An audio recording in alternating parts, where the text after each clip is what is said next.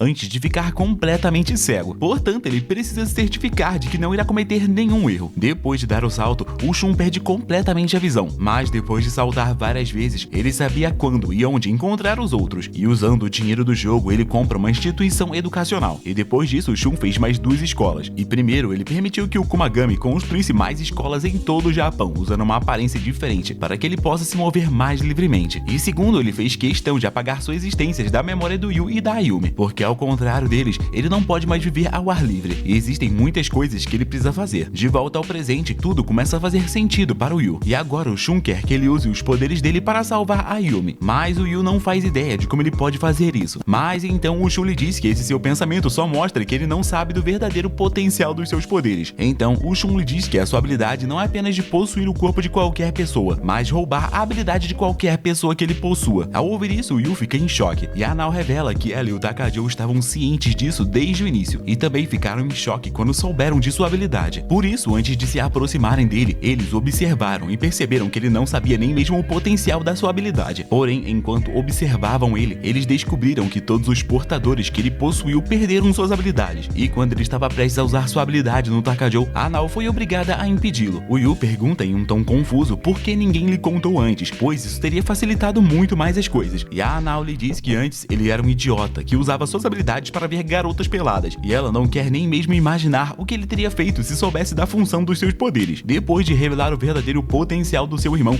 o Shun quer que ele roube o seu poder de salto no tempo e salve a Ayumi, e sem perder mais tempo, o Yu o rouba e usa o poder para saltar no tempo. Ele acorda e fica aliviado ao ver que a Ayumi ainda está viva. Na escola, quando o Kumagami dá a localização do portador, ao contrário de antes, quando o Yu estava hesitante em aceitar que a sua irmã teria algum tipo de poder, dessa vez ele diz a todos que o portador provavelmente é a sua irmã, porque ela está com febre. A Nao fica realmente impressionada por ver que pela primeira vez ele realmente usou o seu cérebro para algo, e dessa vez ele deixa claro que somente ele e a Nao irão fazer uma visita à sua irmã, e depois de conhecê-la e conversar um pouco, ele conversa um pouco com a Nao do lado de fora, a perguntando se ela acreditaria que ele é um viajante do tempo, vindo do futuro, e a Nao diz que sim, pois ela sabe que ele faria qualquer coisa pelo bem de sua irmã. Ele então começa a contar o que vai acontecer, e como ele suspeita de que um dos colegas da classe da Yumi está por trás do desencadeamento de suas habilidades, a Nao entende a situação e elabora um plano, e antes que a Nao fosse embora, o Yu a agradece, contando a ela como ele se perdeu após a morte da Yumi, e como ela foi a única que o salvou. Ele não foi capaz de agradecê-la no futuro, mas agora ele não quer perder a oportunidade. Em resposta, a Nao diz ao Yu que ela não passou por nenhum desses momentos, mas ela está feliz em saber que conseguiu ajudá-lo. De volta ao quarto, o Yu rouba a habilidade da Yumi. No dia seguinte, depois de deixar a Yumi na porta da escola, ele se prepara para se infiltrar na escola. Não só ele, mas todos os seus amigos. Infelizmente, o Takajou é pego por um professor por ele ter se disfarçado de aluno do ensino médio, e a Yusa é cercada por seus fãs. Portanto, agora só restam ele e a Nao. Depois de algum tempo, vemos a Kunishi pegando uma lâmina, estando pronta para atacar a Yumi. Mas antes que ela possa ferir a Yumi, o Yu aparece, e usando os poderes dele, Ele a assusta e a ameaça, dizendo para ela ficar longe de sua irmã, ou então as coisas ficarão feias para ela. Depois que a Konishi foge, a Yumi abraça seu irmão, porque ela estava com muito medo. E o Yu ainda não conseguia acreditar que ele realmente havia salvado a Yumi. Depois disso, ele se encontra com o Kumagami e ele conta tudo o que aconteceu. E logo em seguida, todos se dirigem para a instalação secreta. Ao chegarem lá, tudo é explicado ao Shun. E também é explicado a Yumi sobre quem o Shun realmente é. E mesmo que a Yumi não tenha recuperado suas memórias, ela sempre desconfiou que tinha um outro irmão. Ela entende facilmente a sua situação e aceita o Shun como seu irmão mais velho, ficando muito feliz. Depois disso, o Shun leva o Yu para a sala, onde o mesmo pesquisador de antes está, o Dr. Tatsumi. Nessa instalação, ele está liderando uma equipe para criar uma vacina. De acordo com o Dr. Tatsumi, o poder especial que os adolescentes têm é uma doença que foi causada por um cometa chamado Charlotte, que passou pela Terra. Tal cometa lançou várias partículas que fizeram com que os humanos desenvolvessem essas habilidades especiais. O doutor explica que há mais de 100 anos atrás, esse mesmo cometa passou pela Europa, e depois disso, alguns dos seus habitantes passaram a ser conhecidos como bruxos. No entanto, durante esse período, a caça às bruxas começou, e todos os portadores da época foram queimados até a morte. E agora, há exatos 12 anos atrás, o mesmo cometa apareceu novamente e novos portadores começaram a surgir. E para garantir que o mesmo que aconteceu na Europa não aconteça agora, os pesquisadores estão desenvolvendo uma vacina. No entanto, essa vacina só está sendo desenvolvida no Japão. Em outras partes do mundo, os portadores estão sendo usados como ratos para experimentos, e alguns deles estão sendo usados como armas, e alguns criaram até mesmo facções terroristas. Felizmente, a equipe do Dr. Tatsumi já criou uma vacina para garantir que uma pessoa não desperte mais sua habilidade no futuro. No entanto, a vacina não funciona com aqueles que já possuem uma habilidade. Para fazer essa vacina, eles precisam de pelo menos 5 anos. No entanto, até lá provavelmente será tarde demais, e para evitar isso, eles precisam da ajuda do Yu. Depois disso, o Shun apresenta ao Yu e a Yumi os seus amigos, e enquanto eles estão brincando, o Kumagami de repente encontra um outro portador. Ele entra no carro e vai para a escola. No entanto, o Furuki, o motorista, está indo para um local completamente diferente. Ele pede desculpas e diz que a sua família está sendo feita de refém. Por isso, ele teve que dar todas as informações que foram pedidas pelos terroristas. O motorista o leva até uma fábrica abandonada, onde o Kumagami percebe a presença de alguns estrangeiros. Um fisiculturista se aproxima e começa a bater no Kumagami até que ele é derrubado. E quando ele acorda, ele percebe que está amarrado. Os estrangeiros o torturam e usam um soro da verdade para ficar sabendo de tudo sobre os portadores que o Kumagami conhece e sobre toda a instalação secreta na qual ele faz parte. No complexo de apartamentos, os mesmos estrangeiros invadem o quarto da Nao. A Nao consegue derrubar um deles, mas ela não consegue derrubar o segundo. E na instalação secreta, o Shun recebe uma ligação dos estrangeiros que dizem a ele para entregar o Yu a eles. Caso contrário, o Kumagami e a Nao serão mortos, junto com a família do Furuki. O Shun percebe que os terroristas estrangeiros os emboscaram. Ele liga para o Furuki e tenta entender melhor a situação. E então o motorista diz que tentou tirar sua própria vida, mas ele não teve coragem porque não podia deixar sua família para trás. O Shun entende toda a situação e começa a explicar tudo para os outros. Ele se desculpa dizendo que a culpa é dele que isso esteja acontecendo, porque apesar do Furuki ter uma família, ele ainda permitiu que ele trabalhasse para eles. Agora a situação ficou tão complicada que todos começaram a se perguntar o que devem fazer para escapar dessa situação. Eles não podem ir junto com o Yu, ou os estrangeiros matarão os outros. Então, eles acreditam que o melhor é que o Yu vá sozinho e roube as habilidades deles. E caso as coisas não corram bem, ele pode dar um salto no tempo. O Yu é informado sobre toda a situação e eles elaboram um plano. A princípio, o Yu está hesitante porque ele não é muito bom em usar outras habilidades que ele acabou de adquirir. Mas depois de pensar no assunto, ele decide agir. Ele entra no carro e vai para a fábrica abandonada. Depois de chegar, o Furuki pega as chaves e sai. De repente, uma garota aparece correndo e usando seus poderes, ela corta um dos olhos do Yu. Por causa disso, ele não consegue mais saltar no tempo. O Yu começa a entrar em pânico e acaba provocando o colapso. E quando o Shun chega, a fábrica inteira já havia desmoronado. Os estrangeiros estão presos, mas vivos, e o Yu conseguiu se manter ileso usando seu poder. No entanto, Kumagami morreu tragicamente depois de se sacrificar para salvar a Yu. Depois disso, 2 dias se passam e o Yu acorda no hospital e descobre que o Kumagami sacrificou sua vida para proteger a Nao. E como o Shun considerava o Kumagami o seu melhor amigo, ele ainda está de luto pela morte dele. O Yu está preocupado com a condição da Nao, mas a Medoki lhe garante que por enquanto está tudo bem. Ela está no quarto ao lado, então ele pode descansar um pouco. Depois que todos saem, a Yumi entra no quarto para checar a saúde do seu irmão. Nos dias seguintes, o Takajou e a Yusa também visitam o Yu e alimentam ele com diferentes pratos. Depois de alguns dias, quando o aniversário do Yu chega, a Yumi lhe traz o seu prato especial. E ao ver o omelete com arroz, o Yu começa a se emocionar. A Yumi alimenta o seu irmão e ele não consegue parar de sorrir ao ver como é bom ter a sua irmã viva novamente. Depois de se recuperar completamente, o Yu visita o Shun e tenta conversar com ele, mas logo percebe que o Shun está na mesma situação que ele quando ele perdeu a Yumi. O Shun perdeu toda a esperança e está esperando que as organizações terroristas tomem conta do Japão. O Yu não consegue reunir coragem para falar e volta para o seu quarto, onde a Nao já estava esperando por ele. O Yu compartilha a situação do seu irmão com a Nao e diz que quer ajudá-lo. Ele pergunta à garota se existe algo que ele possa fazer para impedir que as organizações terroristas se infiltrem no Japão. E a garota diz que se ele depender da vacina ser produzida será muito tarde. No entanto, ela tem uma ideia bem louca que pode resolver essa situação. Ela diz que ele pode usar a sua habilidade de pilhagem para roubar todas as habilidades que existem. E então, as organizações terroristas deixariam de ser uma ameaça e seriam facilmente derrotadas pelas forças armadas. Mas esse plano também tem seus riscos, como o que acontecerá com ele depois de consumir milhares ou até mesmo mais de 10 mil habilidades. Ela comenta que ele pode se transformar em algo que pode ameaçar toda a humanidade. E ao perceber o quanto isso é imprudente, a Nao diz a ele para esquecer esse assunto, mas ele decide que não vai esquecer. Ele já está em dívida com ela por ela tê-lo salvo uma vez, e agora é o momento perfeito para ele retribuir o favor que ela e todos fizeram por ele. Ela o pergunta por que ele iria tão longe, pois ele nunca foi uma pessoa que se preocupa com os outros, e em resposta, o Yu confessa o seu amor por ela. Ele diz que foi ela quem o mudou, e a Nao fica confusa. Ela o lembra de que não foi ela quem o salvou, mas alguém de uma linha do tempo diferente, e de qualquer forma, ela não acha que a personalidade deles seja compatível, mas ainda assim, o Yu diz que a ama, o que faz a garota concordar com o que ele quer fazer. Ela diz a ele para salvar todos os portadores e retornar para cá, e depois disso eles finalmente poderão ser amantes. Ela prometeu até mesmo o Butiko para ele, e depois que ele realizar tal feito e retornar, ele provará o quanto ela é preciosa para ele. O Yu aceita o desafio e primeiro ele rouba a habilidade dela. Depois disso ele explica seu plano para o Shun, e no início o Shun lhe diz que é inútil tentar lutar, mas sentindo a determinação do seu irmão, ele acaba concordando. Então o Shun pede ao seu irmão para que o deixe lidar com os terroristas no Japão, e pede ao seu irmão para se concentrar no exterior. O Shun promete conseguir um informante que lhe fornecerá a localização de um portador com habilidade semelhante ao do Kumagami, pois isso ajudará a encontrar outros portadores. Antes de voltar para casa, o Takajou e a Misa chegam e também fornecem suas habilidades ao Yu. E depois que a Yusa volta a si, o Takajou lhe entrega uma carta escrita pela Misa. Nela, ela conta o quanto se divertiu com seus amigos, dizendo que mesmo depois de morrer, o fato dela poder ver a sua irmãzinha sorrir e se divertir foi o suficiente para deixá-la feliz. A Misa deseja a Yusa o melhor para sua vida futura, e ao ler isso, a Yusa simplesmente explodiu em lágrimas. Depois disso, o Yu se despede deles e vai para sua casa arrumar suas coisas. E quando ele estava prestes a sair, uma garota o visita e lhe dá um flashcard, que é esse bagulhinho aí com vários papéis. Ela diz que isso o ajudará a conversar com os estrangeiros. O Yu aceita o presente de bom grado e parte para cumprir sua missão final. Primeiro, o Yu vai para as Filipinas.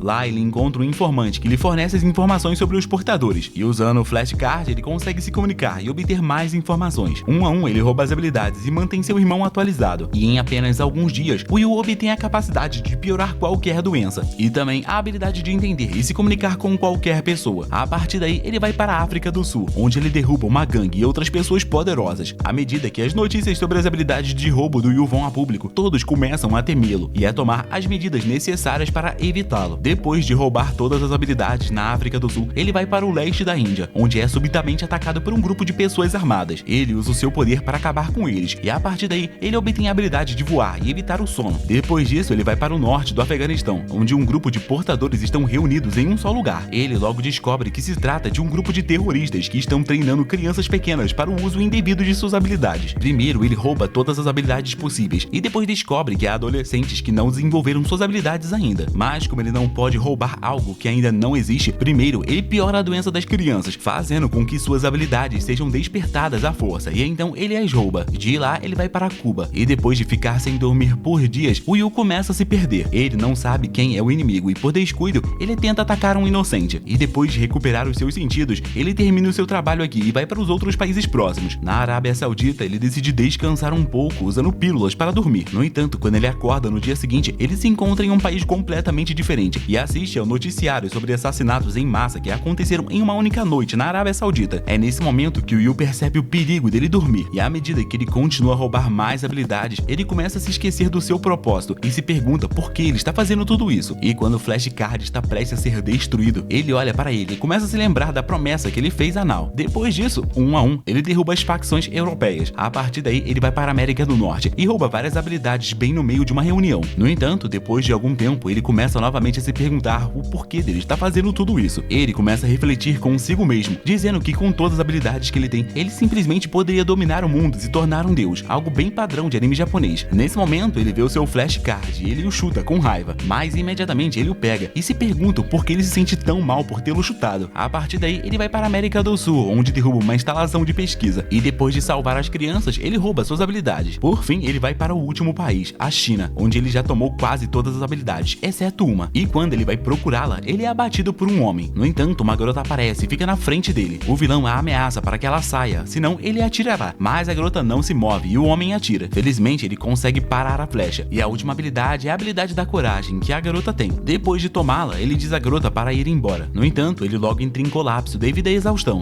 O vilão começa a rir, pois agora ele pode receber uma recompensa insana em troca da cabeça do Yu. Mas antes que ele possa fazer qualquer coisa, um helicóptero chega com o Shun lá dentro. Depois disso, a cena muda para o hospital, onde o Yu acorda e se encontra com a Nao sentada ao lado dele. A garota está feliz por ver que ele cumpriu sua promessa. E agora é a hora dela cumprir a promessa e liberar a cereja do bolo para ele. No entanto, ele pergunta educadamente quem ela é. A garota diz o seu nome a ele e tenta lembrar da promessa que eles fizeram, mas o Yu não consegue se lembrar. Ao ouvir isso, ela começa a chorar e ele tenta acalmá-la e até mesmo pede desculpas por ter perdido suas memórias. E ao ver como ela está emocionada, ele pergunta qual era o relacionamento que eles tinham. E com um sorriso no rosto, ela diz que eles são namorados. Assim termina um anime que me fez chorar pra caramba quando eu assisti. Hoje em dia eu já não sei se eu choraria assistindo de novo não. Enfim, se tu curtiu esse vídeo, não esqueça de deixar o like e se inscrever aqui no canal para continuar vendo mais vídeos como esse, beleza? Um grande beijo para todos, tchau e até o próximo vídeo. Fica com o vídeo que está aparecendo bem aí na sua tela. Beijo, fui!